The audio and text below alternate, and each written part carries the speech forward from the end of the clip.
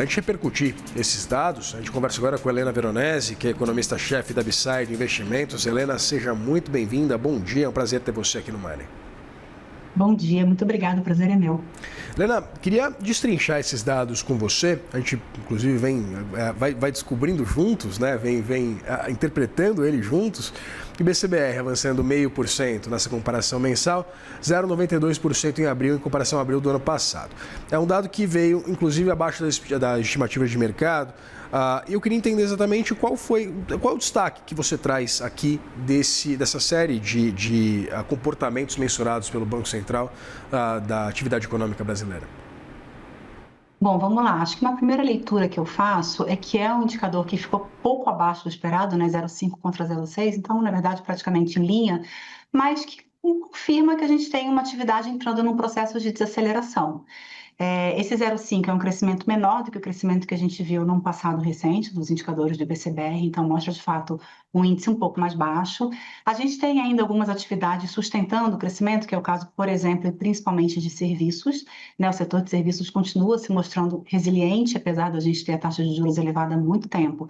O setor de serviços tem se mostrado resiliente e, dessa vez, foi um crescimento mais baixo, mas ainda assim foi um crescimento. E, por outro lado, a gente tem um setor agro que já se mostra um pouco mais machucado, né, pela taxa de juros tão elevada, e isso já tem ficado claro, não só nessa leitura do IBCBR, mas nas leituras anteriores, a gente também viu um setor agro que sofreu um pouquinho mais. Então, de maneira geral, é uma atividade que ainda cresce, mas que cresce menos e que me parece que está ficando claro que a gente tem, de fato, um processo de desaceleração econômica em curso.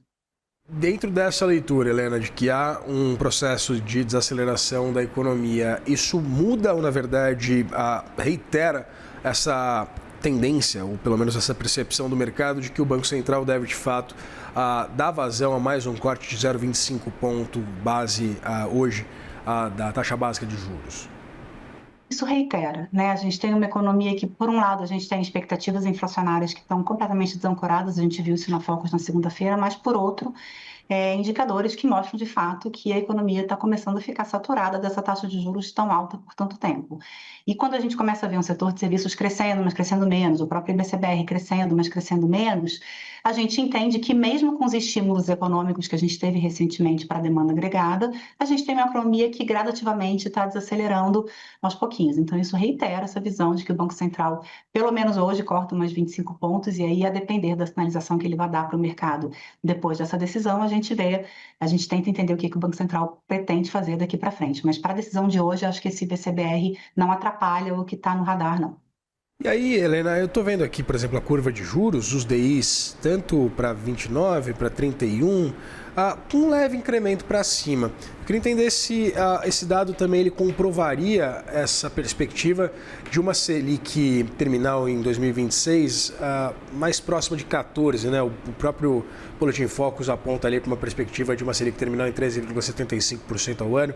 Eu queria entender se isso modifica de alguma forma também essa leitura sobre o cenário futuro dos juros aqui no Brasil. Por hora, sim, né? Eu acho que o que vai determinar, na verdade, essa Selic terminal é como é que as expectativas vão se comportar daqui para frente, se de fato essa guerra acabar.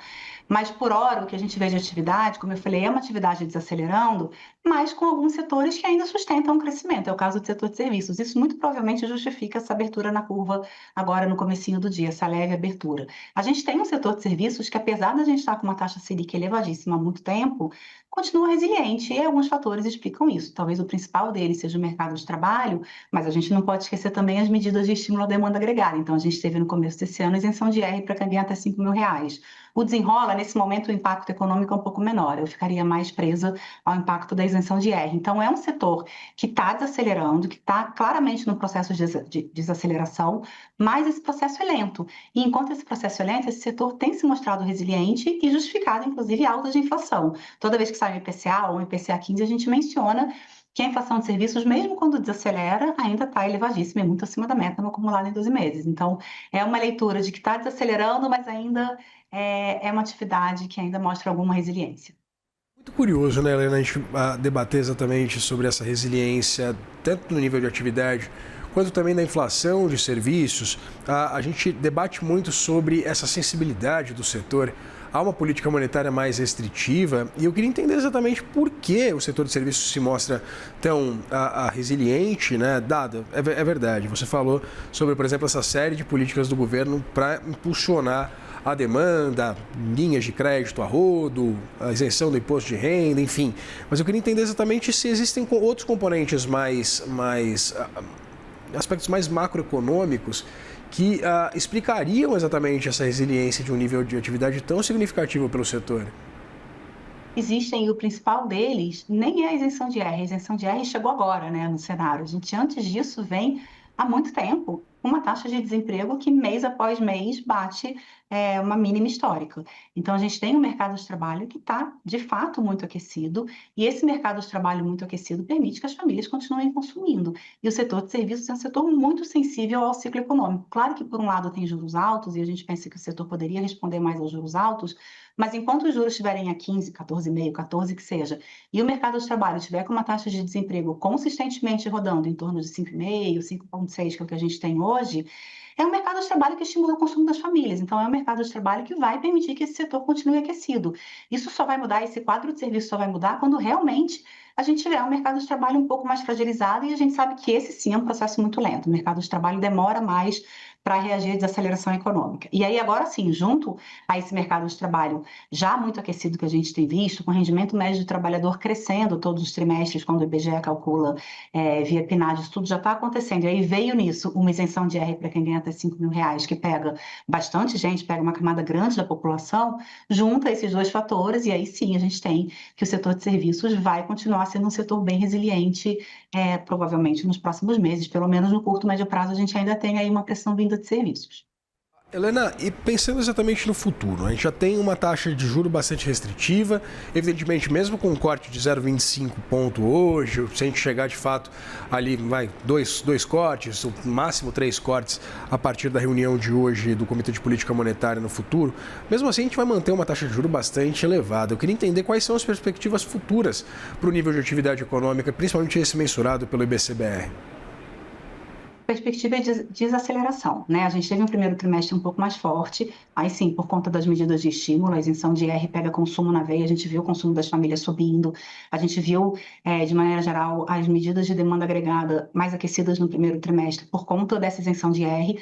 Daqui para frente, a expectativa de uma atividade mais fraca, um PIB crescendo possivelmente um pouco abaixo de 2 ou muito perto disso, e, por conta disso, uma atividade um pouco mais frágil. A taxa de juros, como a gente falou no comecinho, deve permanecer elevada por mais tempo. Então, isso contribui com esse cenário de uma atividade mais fraca, que não é só por conta de taxa de juros, né? Tem todo o efeito em cadeia que a taxa de juros provoca. Então, um juros que ficou por muito tempo em 15 e agora caindo, mas vai cair para 14, que seja um pouquinho menos que isso, faz com que as famílias, de maneira geral, fiquem muito endividadas, as empresas, de maneira geral, fiquem muito endividadas. Então, a gente já tem endividamento das famílias chegando em 50% pelos dados do Banco Central, comprometimento de renda perto de 30%, o que é muita coisa.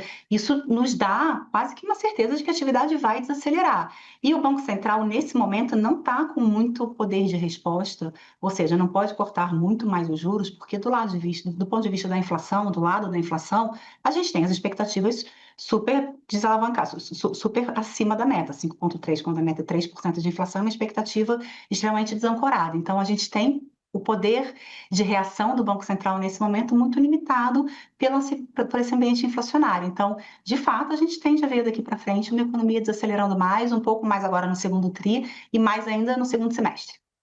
Vamos entrar, Helena, na minha próxima pergunta em dois setores que a gente não discutiu. O BCBR da indústria avançando 1,28% nesse dado acumulado em 12 meses, nessa comparação com abril de 2025. E o IBCBR do agro avançando 0,62% também nesse dado anualizado. Eu queria uma análise sua exatamente sobre esse comportamento do agronegócio, queria entender se tem algum tipo de correlação com a taxa de câmbio e também entender se esse IBCBR da indústria avançando 1,28%, inclusive mais do que se a gente comparar o setor de serviços nesse dado anualizado, se ele teria uma correlação com aquela perspectiva, pelo menos anterior, de um ciclo de corte de juros mais longo. Eu acho que ambos, tanto a indústria quanto o agro, reagiram bem à taxa de câmbio mais baixa, né? A gente teve nesse período uma depreciação do dólar em relação ao real. O real se fortaleceu muito, não só em relação ao dólar, mas em relação às principais moedas do mundo, e isso ajuda. Tanto o agro, quando a gente pensa em agro, quanto a gente pensa em indústria.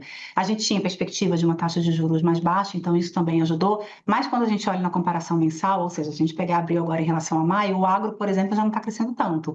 O agro foi, eu vi agora o dado antes da gente entrar, mas se não me engano foi o menor valor no mês, porque é um setor que, mais do que a indústria, inclusive, que está sofrendo demais com a taxa de juros alta, né? É um setor que, de fato, depende muito de financiamento. Claro que o agro não toma financiamento a taxa de 15%, mas as taxas são, evidentemente, mais altas também para esse setor. Então, é um setor que está sofrendo mais do que os outros e que começou a mostrar esse sofrimento antes, inclusive, com a taxa de juros. Então, embora a gente tenha, em base anualizada, um crescimento ainda, a tendência é que a gente veja daqui para frente também esses dois setores, e aí eu enfatizo o agro. Me parece que, principalmente, o agro vai sofrer mais. E aí a gente pode fazer um link com o que vem agora no segundo semestre, que é um El Niño, né? A gente tem promessas de um El Niño muito forte, que a gente sabe que impacta especialmente o setor agro, e lá na frente, quando a gente pensar na ponta na inflação, impacta a inflação de alimentos, e aí também dificulta um pouco a vida do Banco Central. Então, são setores que conseguiram se beneficiar desse câmbio, um pouco do real um pouco mais apreciado, conseguiram se beneficiar em algum momento dessa perspectiva de um juros mais baixo, mas que agora tendem também a sofrer as consequências do novo cenário que se desenhou pós-guerra de Estados Unidos e Irã. Conversei com Helena Veronese, economista-chefe da Upside Investimentos. Helena, muito obrigado pela disponibilidade de conversar com a gente. Obrigada, eu que agradeço e até a próxima.